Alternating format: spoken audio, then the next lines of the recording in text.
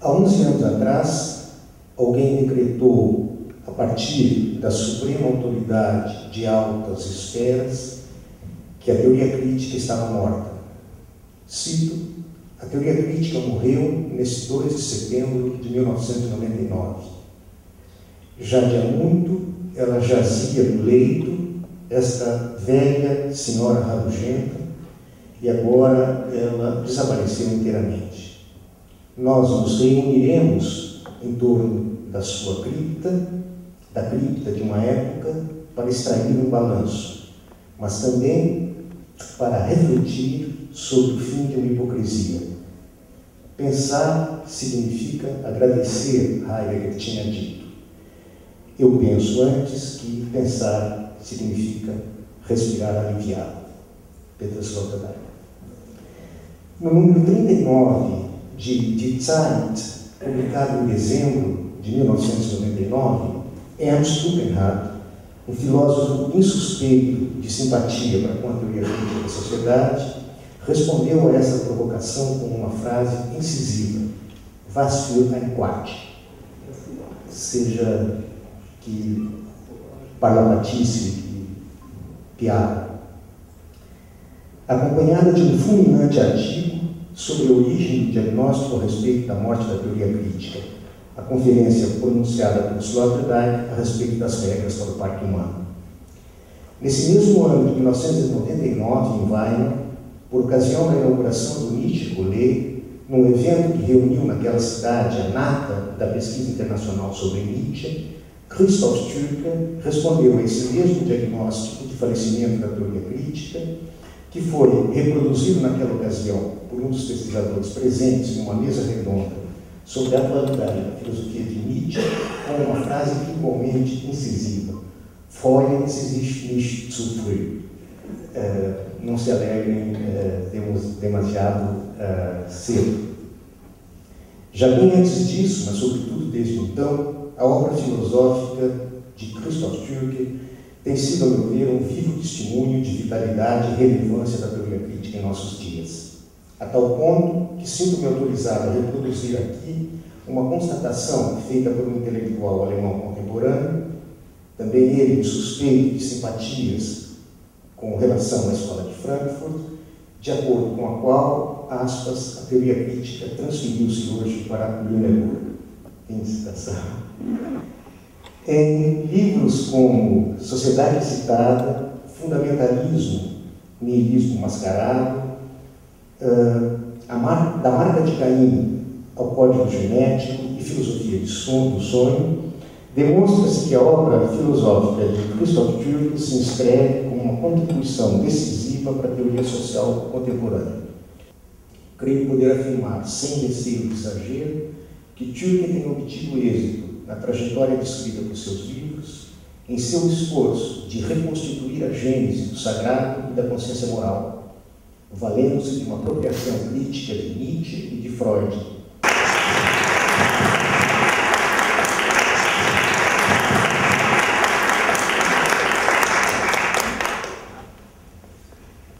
Eu vou falar rapidamente aqui um texto que eu preparei sobre essa nova parte da obra do professor Türke, de Sociedade Excitada em diante, e falando alguns aspectos do livro em especial, do livro Filosofia do Sonho.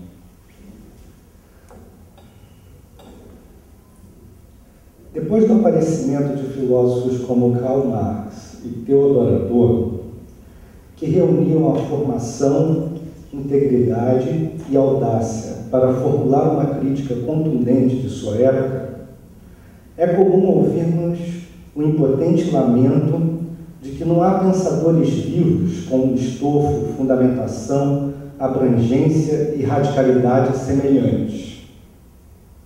A outra hipótese, que serve como oposto equivalente, é afirmar que o pessimismo de Adorno era equivocado e o novo espírito da época exige que se abra os olhos para belos horizontes que a má vontade da filosofia não alcançaram.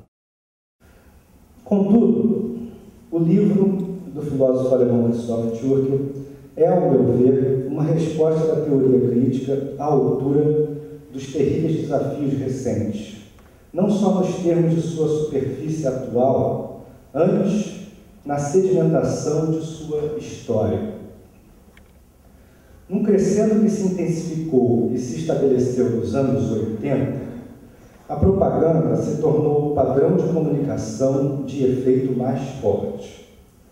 Tomando para si as potencialidades da fotografia, ela põe em ação um imperativo: olhe para cá, que serve a outro imperativo: compre-me. E se difunde de tal modo no tecido social que se transforma na ação comunicativa por excelência. Todas as instâncias da sociedade devem se comportar como propaganda para fazer sensação, principalmente jornalismo, política e entretenimento. Quando a lógica da reprodução e da apreensão de qualquer instante fixado pela fotografia penetra o cotidiano com revistas e televisão, o sujeito se acostuma de tal forma com uma torrente de estímulos cotidiana que vai paulatinamente perdendo a sensibilidade para o que não se anuncia, para o que não prende o olhar. O livro prova o quanto o estado de coisas atual reconfigura o entendimento da história e mesmo da pré-história. Aqui eu estou falando do livro Sociedade e Estado. Inclusive, a partir daí, o autor sente a necessidade de especular sobre a pré-história, desdobrando o conceito de naturgeschichte de Adorno, bem como, em conjunção com este último, o de arqueologia da alma de Freud. A edição separou-se do espaço sagrado e, com isso, formou a linguagem. Ao longo de incontáveis gerações, a repetição, a proteção contra estímulos e o tempo para parar e refletir resultaram em cultura e conhecimento. Porém, para entender a sensação como paradigma da sociedade, é necessário examinar a história de outro conceito bem moderno: o vício. No contexto da exploração dos trabalhadores na aurora da Revolução Industrial, percebe-se o nascimento da bebida destilada e do uso exagerado dela pelos operários como modo de suportar uma vida miserável, levando a taverna a competir com a missa. Trotsky, por sua vez, observando que a exibição de filmes concorre não apenas com o botequim, como também com a igreja, conclama o cinema a substituí-los para, nas palavras de Trotsky, fornecer a diversão como ferramenta da educação coletiva. Fecha a citação. Tschurker retira todas as consequências de um achado que nem mesmo seu autor dimensionava. Igreja, droga e cinema são a verdadeira trindade da sociedade excitada. Os fundamentalistas se apegam a ilusões, assim como os drogados. Para suportar o mundo regido pelo capital, o único recurso de toda a população é viciar-se em grandes doses de estímulos audiovisuais. Evidencia-se, então, uma tarefa difícil para o cidadão comum, mas que ninguém que eu saiba até hoje demonstrou sua necessidade com clareza: a ascese de suspensão da torrente de estímulos como operação de, nas palavras do professor Tschurker, legítima defesa cotidiana.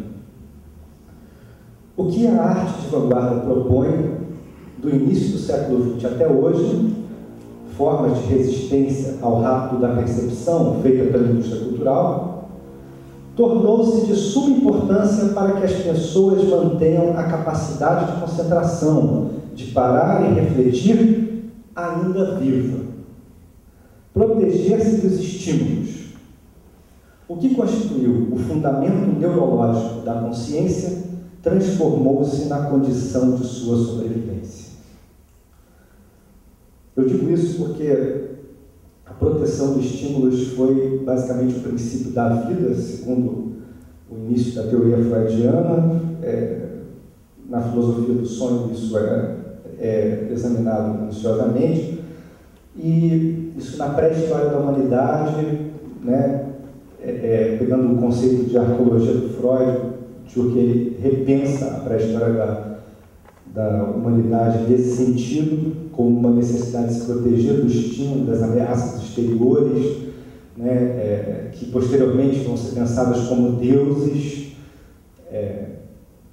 e etc. E, curiosamente, fazendo esse pulo imenso, né, da pré-história até a sociedade contemporânea, no momento da indústria cultural, com uma torrente contínua de imagens, a gente hoje também precisa se proteger desses estímulos, mas que são, dessa vez, fabricados por nós mesmos.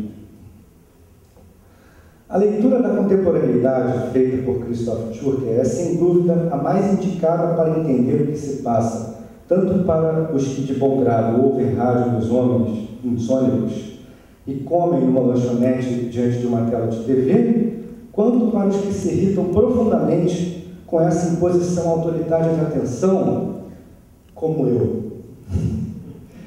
Simplesmente não conheço ninguém que tenha historicizado e formulado tão adequadamente o problema cotidiano, constante e fundamental, desde o nascimento do cinema e do rádio, para dizer o mínimo. Pesquisadores da área de História, Sociologia, Comunicação, Teoria da Literatura, Psicanálise e Teologia terão muito a ganhar com a leitura deste livro, dos dois livros. Tschurker é, com certeza, um dos raros pensadores originais e genuinamente críticos em atividade hoje.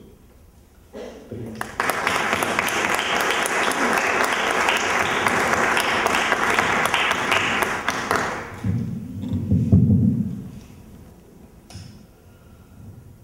Boa noite, senhoras e senhores. Agradeço muito o convite para esse evento aqui.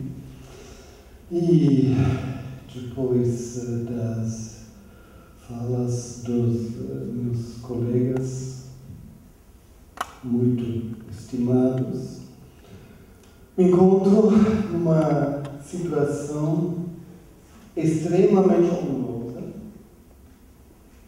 mas também uma situação complicada, porque eles despertaram expectativas que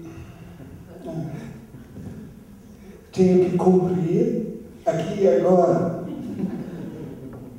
E receio que vou falhar. Inclusive com o meu português bem enferrujado e lacunário. Agora, o que fazer?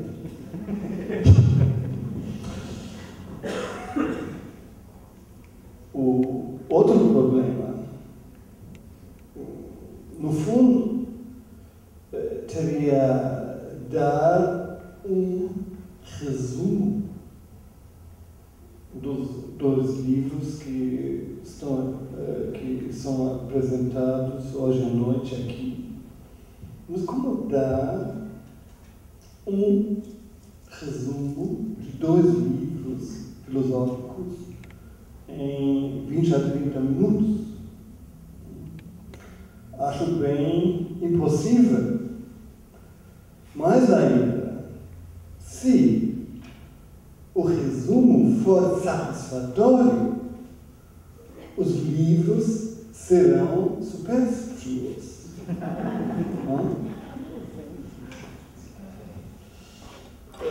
Sendo assim, opto por uma introdução insatisfatória em favor dos livros.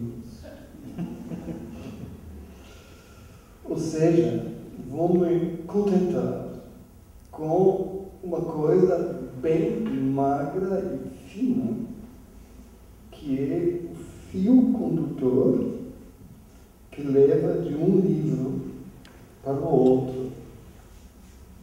Só isso. E talvez esse fio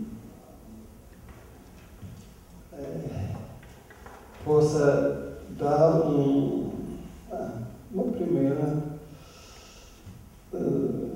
ideia. No fundo, a exposição minuciosa do colega Eduardo já deu bastante material, né? E foi exposto muito melhor em português do que eu posso fazer. Então, um dos meus tiques particulares é o seguinte: adoro equívocos, ao menos equívocos semânticos. Por um lado, são armadilhas. Quem cai nelas está perdido. Por outro lado, fazem parte aos melhores meios para entender o mundo, pois o mundo é equívoco, não cabe em gavetas unívocas. Por isso, a sociedade excitada não faz senão dedicar-se ao equívoco de uma só palavra, que é a palavra sensação. Quando essa palavra se divulgou no latim do Renascimento, a véspera da Idade Moderna, ela não significava mais do que percepção, no sentido bem comum e banal, percepção de qualquer coisa, sensação de temperatura, cores, feições e tal. As palavras mudam seu significado ao longo de séculos. Sensação começou a assumir o significado da percepção do particular, do incomum, do descomunal, do excepcional, a ponto de fazer do subjetivo o objetivo. A percepção do excepcional, o próprio excepcional mesmo. Assim, nos dias atuais, se entende por sensação cada vez mais aquilo que magneticamente atrai a percepção, o próprio excepcional, espetacular, chamativo mesmo. Tal deslocamento e virada da palavra sensação não passa de um detalhe linguístico. E esse livro não expõe se não esse detalhe. Pronto. Mas esse detalhe contém abismos. Condensam-se nele todos os deslocamentos e transtornos sociais que levaram a Idade Moderna à Revolução Microeletrônica. A sociedade atual, dominada pela mídia, está sob a cobrança do espetacular. O que não é espetacular não se destaca, o que não se destaca não é percebido, o que não é percebido não existe. Quem não dispõe da trindade de celular, e-mail e website, mais uma trindade, não participa da comunicação social. Perde a capacidade de fazer compromissos. Está morto em termos sociais, mesmo gozando da melhor saúde em termos físicos. Esse est percipi, ser e ser percebido. Isso afirmou o bispo irlandês George Berkeley, um dos famosos filósofos sensualistas do século XVIII. Foi uma afirmação muito contestada naquela época e, obviamente, errada, ao menos no sentido epistemológico no qual o Berkeley a tinha colocado. Ninguém vai jamais sustentar que as coisas dependem dos sistemas nervosos que as percebem. A topeira não começa a existir apenas quando vinda a luz.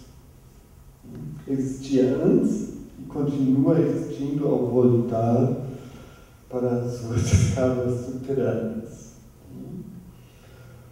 O interessante, no entanto, é a carreira póstuma que a colocação de Berkeley fez.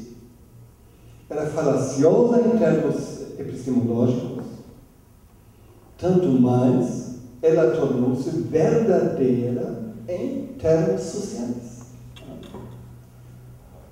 A sociedade inteira obedece a ela.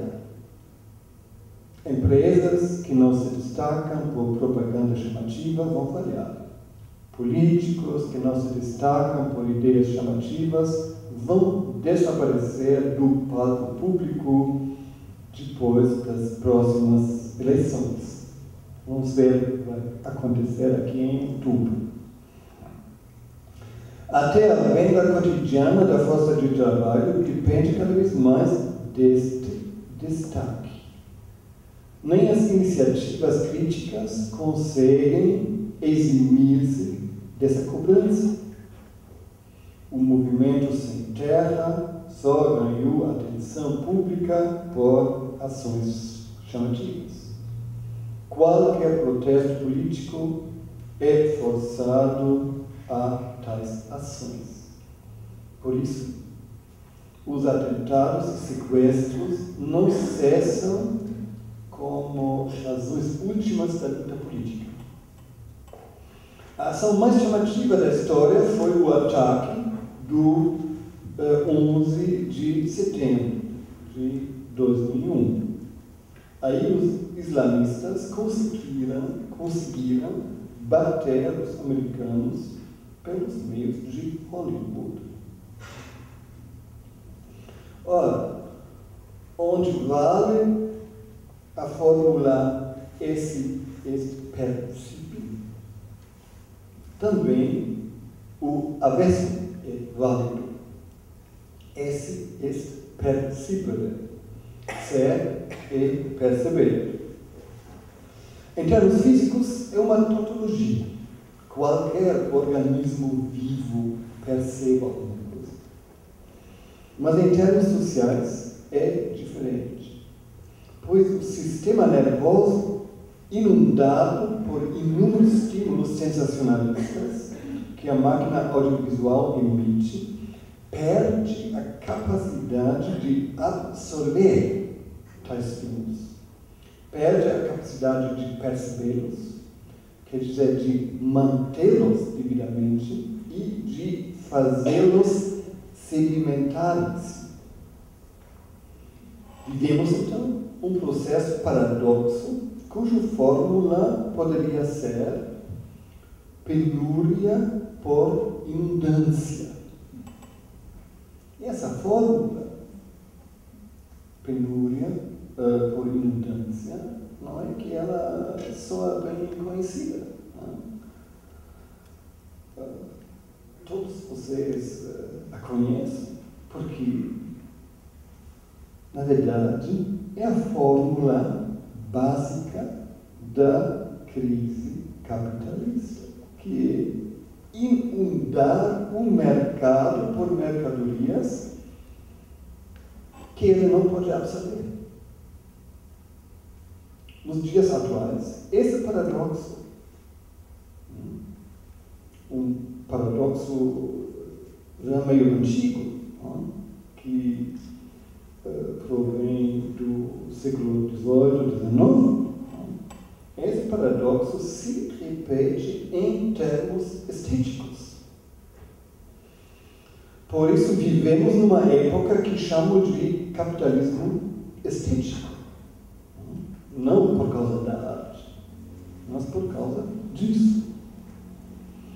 Tal capitalismo estético não tem resolvido nenhum dos seus problemas básicos. Não obstante, ele tende a transfigurar esses problemas em categorias de atenção, percepção e sensação. Justamente por isso, a sentença esse est percipi e a outra esse est percibere são tanto políticas, econômicas e existenciais quanto estéticas. Ou seja, a estética assumiu o papel de uma condensação da dinâmica política, econômica e até, para falar em termos filosóficos, ontológica e existencial.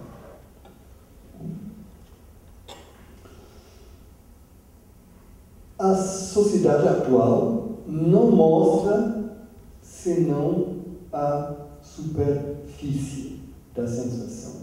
E até aqui só pintei a camada verniz desse problema.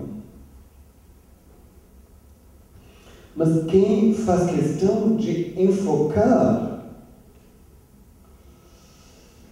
o alcance abrangente do problema tem que entrar na sua história primitiva. Ela se abre através de um fato bem simples.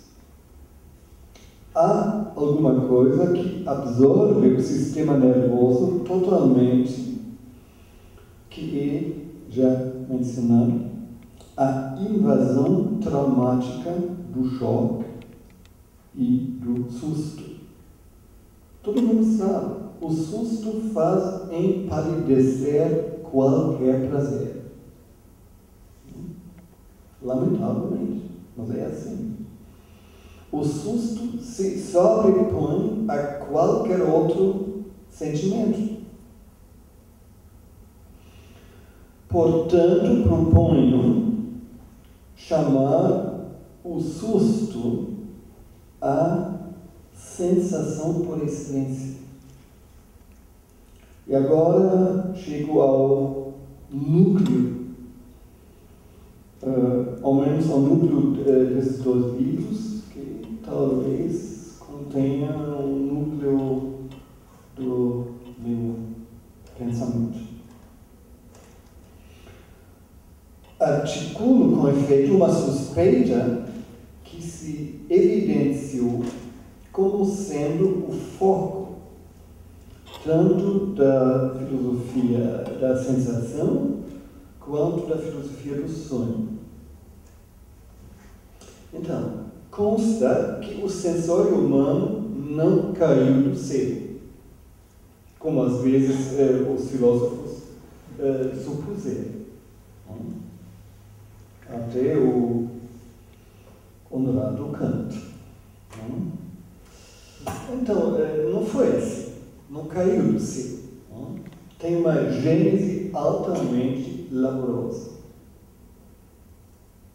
Segundo ponto, consta também que o susto forma a sensação por excelência.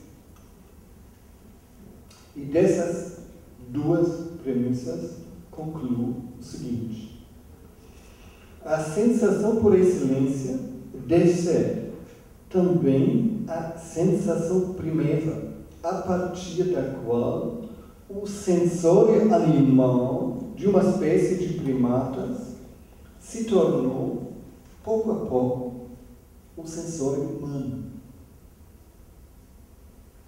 Trata-se de um processo que demorava dezenas, a não dizer centenas de milênios. Uma boa parte do Paleolítico. Indicações exatas de datas são impossíveis. A medida menor para medir espaços de tempo paleolíticos é o milenário. Uma coisa engraçada é que os paleontologistas se erram, às vezes, em espaços de tempo de 10 mil anos, 20 mil anos, 50 mil anos. Imaginem a mesma coisa com um historiador da Idade Média ou da Idade Moderna. Impossível. Mas para o Paleolítico é incontornável. Pertence aos desvios normais, dentro da normalidade.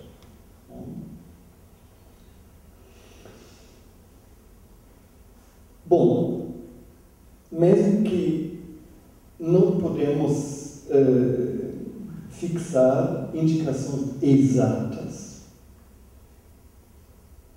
há um testemunha confiável para a minha suspeita, que é a já mencionada compulsão à repetição traumática, que é um fenômeno que Sigmund Freud analisou em vítimas de acidentes de guerras. A razão básica dessa repetição é a fuga para frente, na situação do terror inescapável, quer dizer, diminuir o terrível por repeti-lo. Tornar, dessa maneira, o insuportável suportável, o impalpável palpável, o descomunal comum. O que é comum tortura menos do que o descomunal. Também uma coisa bem óbvia e simples, e adoro a simplicidade. Freud, no entanto, percebia a compulsão à repetição exclusivamente como fenômeno patológico. Bom, é um fenômeno patológico, claro. E quem sofre dele precisa de ajuda médica e psicológica, sem dúvida. Mas no Paleolítico, quando não havia psicologia nem cultura, lamentavelmente ou felizmente, não sei, mas não havia psicologia nem cultura, aí aquele fenômeno patológico foi o jeito desesperado de livrar-se do choque traumático. Em outras palavras, foi um tipo de autotratamento. Como a febre não é a doença, mas sim seu combate. Então, ao longo desse autotratamento, a compulsão à repetição traumática atuava como fundador de qualquer cultura. Essa é a minha suspeita. Suspeita bem paradoxa. Porque, se for comprovado, aí foi o abalo, o fundador mais profundo. Ora, a feição original da cultura é o culto. A feição original do culto é o culto sacrificial. Não há humanidade sem sacrifício sagrado E não há sacrifício sem compulsão à repetição. Sem isso não dá para entender o sacrifício. Para afastar o terrível, se comete o terrível. Imola-se seres humanos e o gado mais precioso. Aqueles deuses que exigem a imolação já são a primeira superestrutura da compulsão à repetição. Ou seja, sua saída para a esfera imaginária, dando-lhe um para quê, um fim, um sentido superior. A abertura do espaço mental, que é, até hoje, um espaço completamente imaginário, um espaço sem extensão física. É resultado da fuga da compulsão à repetição de si mesmo. Então, a compulsão à repetição é a chave da cultura. Mas, por outro lado, isso também é muito importante destacar, chave da cultura não significa um princípio dela, no sentido de uma Ursprungsphilosophie, como se chama isso em alemão, a filosofia de origem, que monta um princípio a partir do qual ela deduz o mundo inteiro. Isso justamente não. Pois a compulsão à repetição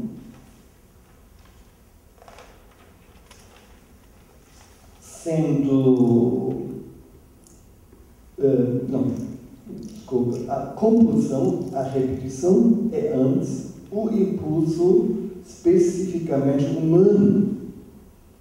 E o que é que um impulso quer? Também muito simples. Um impulso quer acabar satisfeito. Ou seja, a compulsão à repetição nunca quis fundar a cultura.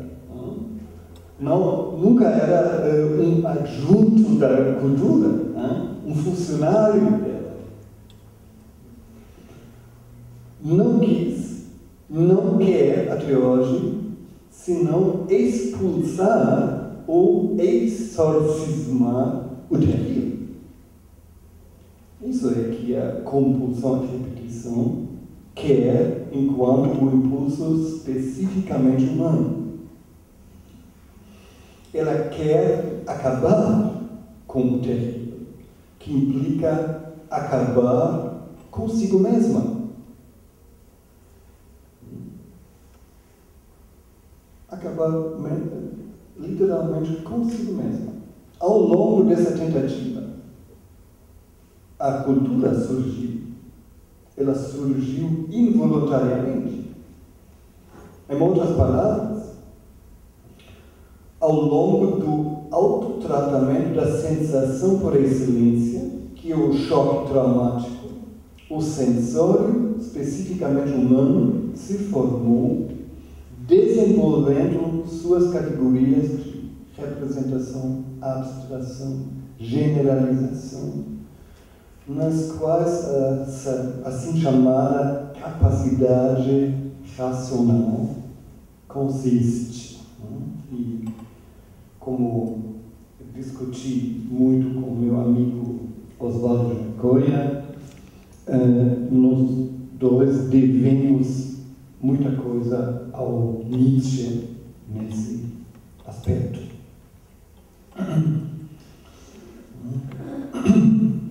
A capacidade racional é uma superfície.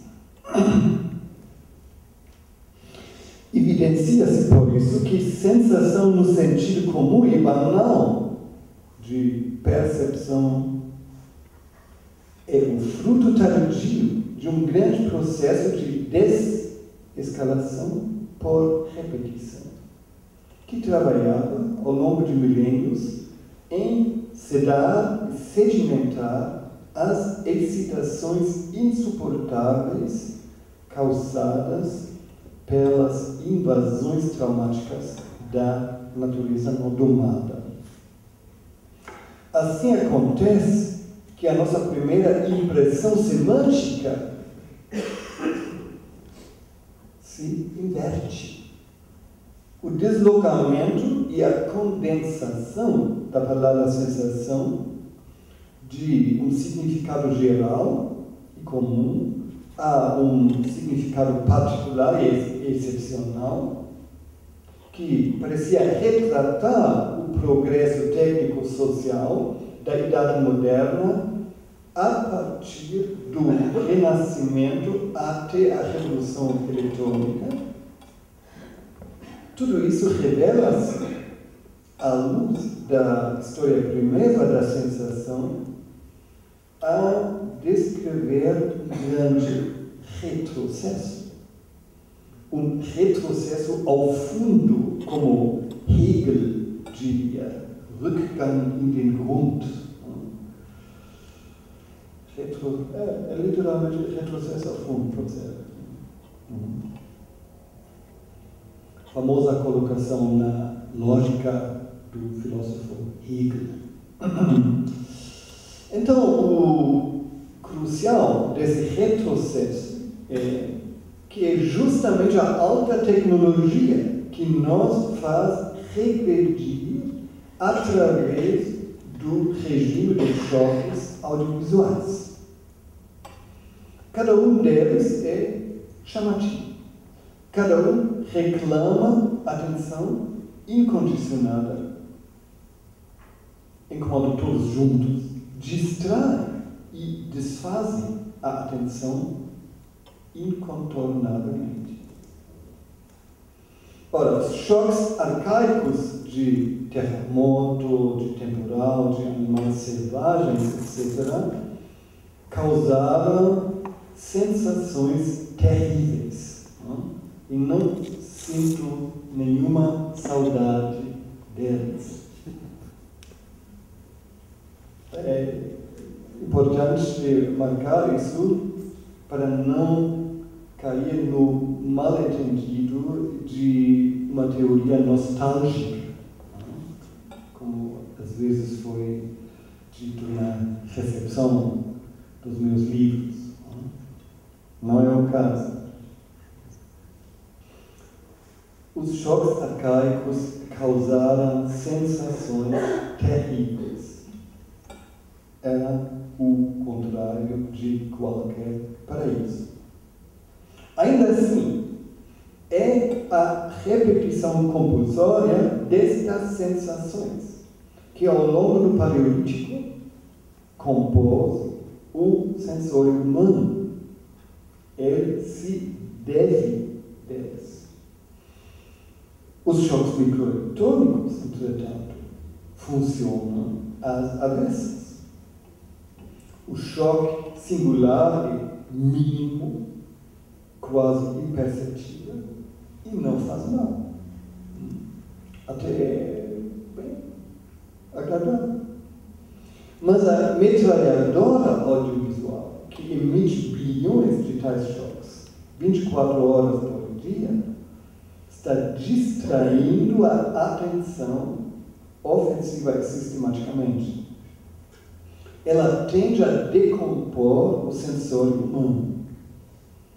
Chamo isso de distração concentrada. Pois a distração, enquanto fenômeno de lazer, de descanso, é uma coisa muito boa e agradável.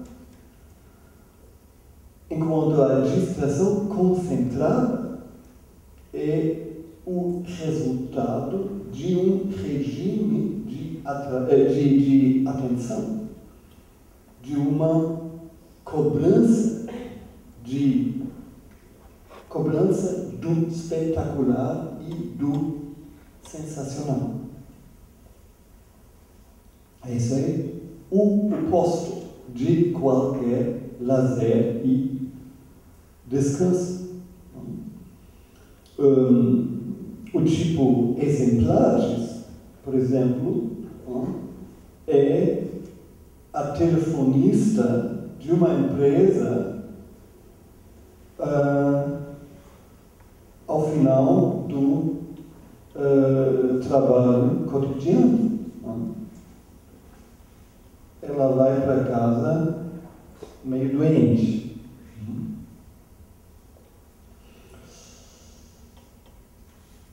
Então, distração concentrada. Tal distração se tornou, ao longo do século XX, uma das forças decisivas do processo social. Ela veio até representando a compulsão básica do capitalismo, que é a compulsão à expansão.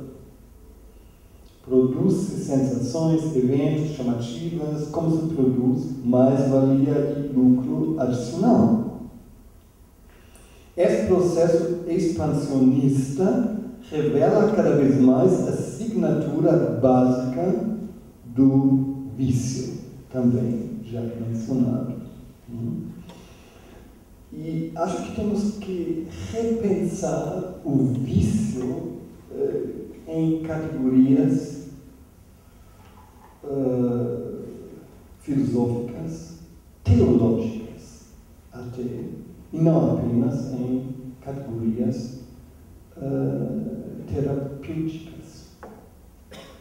Vício significa insaciabilidade, seja em termos de drogas, de sensações, de gozo, de lucro. E o processo social global me parece cada vez mais viciado. O vício tem a estrutura do auto-reforço. Querer cada vez mais, por estar cada vez mais insatisfeito por tudo que se obtém e ganha. Porquanto não vejo como parar esse círculo vicioso ou viciado.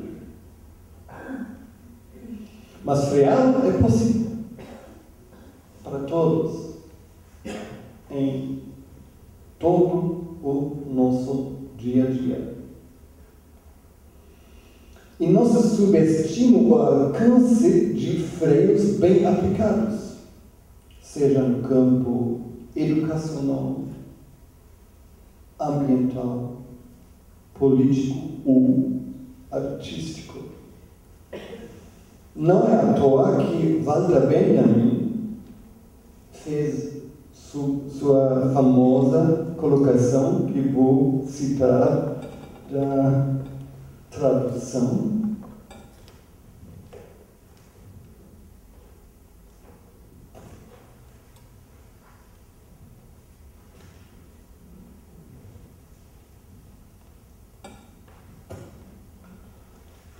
Preciso dos óculos, desculpa.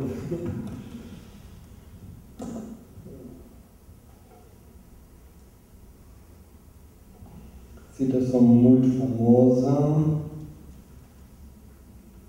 Não sumiu. Aqui. Marx afirmou que as revoluções são as locomotivas da história mundial. Mas talvez seja algo totalmente diferente. Talvez as revoluções sejam a alavanca para o freio de emergência da humanidade que viaja nesse trem. Então, não subestimem os freios. Ao expor uns traços básicos da sociedade excitada, já falei bastante, se bem que de modo implícito, da filosofia do sonho. É engraçado, quando terminei a sociedade excitada em 2002, considerei um resumo de 10 anos. ou seja, da primeira década depois da queda do Muro de Berlim, década esta que forçou todo mundo a se reorientar. No entanto, logo depois da conclusão do livro, percebi que o suposto resumo, no fundo, era um esboço. Tudo que meio grosso, confesso, enquanto esboço, ainda assim um esboço.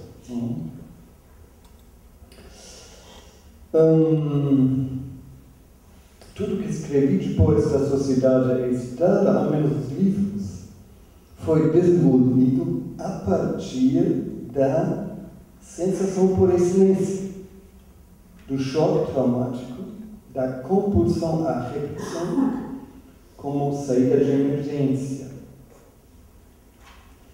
Esses tópicos eram essenciais para o surgimento paleolítico da cultura humana,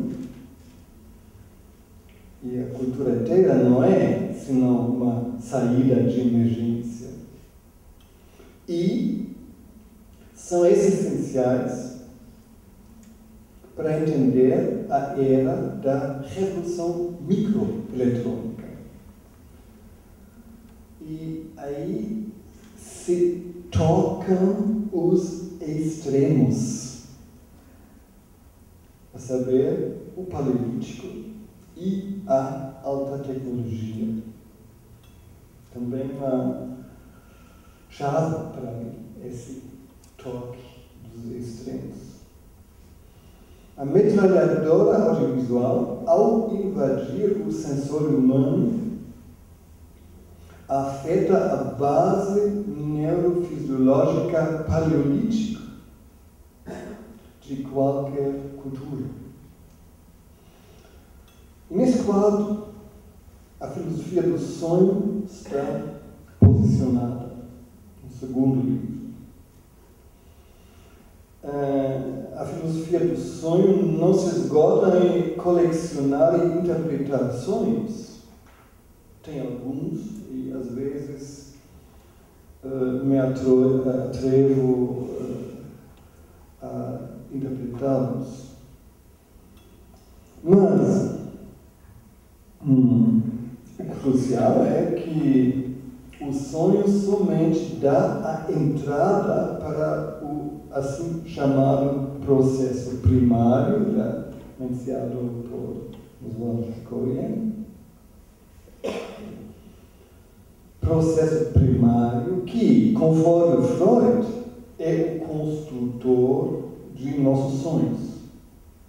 Graças a 3 mecanismos psicossomáticos, a saber, condensação, deslocamento e inversão, o processo primário faz com que vivamos ao dormir cenários mais ou menos confusos que Freud chama de conteúdo manifesto do sonho, manifesta Trauminhalt. E o próprio Freud considerou o processo primário a chave para a vida onírica e, por isso, a descoberta mais importante da psicanálise inteira. Para ele é o processo primário o decisivo, não o complexo de Édipo. E o engraçado é que ele mesmo, ao meu ver, o Freud, subestimou o alcance da sua descoberta mais importante.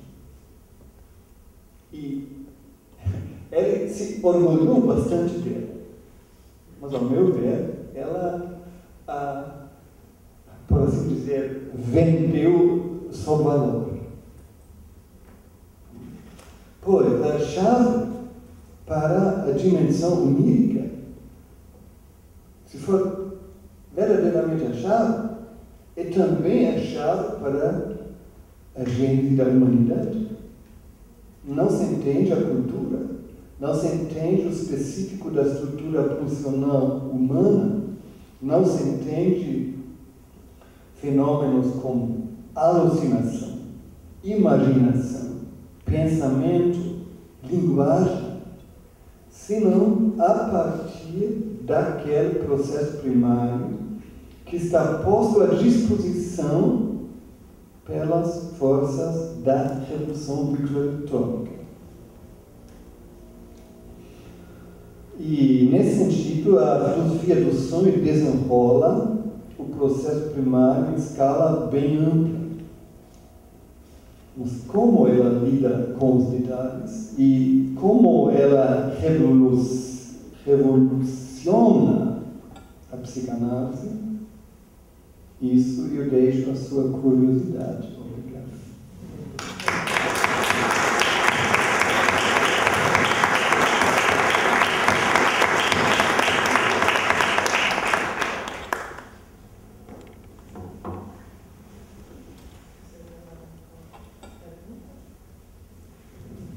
Bem, acho que então, conforme a programação, nós teríamos primeiro o privilégio de iniciar a discussão com o Christoph Türke, depois passaríamos a palavra às pessoas presentes para também poder dialogar com ele, né? Eu gostaria de formular então a minha primeira questão. Na verdade, eu me concentro, na noite de hoje, pelo menos, espero que nós tenhamos várias outras ocasiões de conversar, como sempre fazemos quando você vem ao Brasil, na sociedade citada. E eu creio que são tantas as perguntas e tantas as discussões que nós passaríamos aqui, certamente a noite toda, se eu fosse desfiar o rosário apenas das questões mais pontuais que eu preparei para a nossa discussão de hoje. Mas eu vou formular uma primeira que não é uma pergunta, é uma surpresa e uma provocação. E também é o prosseguimento de um diálogo que nunca foi interrompido, tem se mantido transatlanticamente. Mas eu me lembro que uma vez na nossa casa eu disse a você, a gente tinha conversado muito, estávamos cansados, íamos dormir, e eu disse para você que eu tinha uma admiração extraordinária, não só pelos seus livros, mas como você e outros colegas seus da mesma geração conseguiam, digamos assim, fazer filosofia em primeira pessoa, em nome próprio, à sombra de gigantes como o Adorno e o Heidegger. E você me respondeu alguma coisa naquele momento, e depois você me respondeu com a Sociedade Excitada, alguns anos depois, acho que uns 2 anos depois. E como essa conversa ficou na minha memória, eu decidi então postergar as perguntas a respeito da sua reconstrução da metapsicologia e ler o seu texto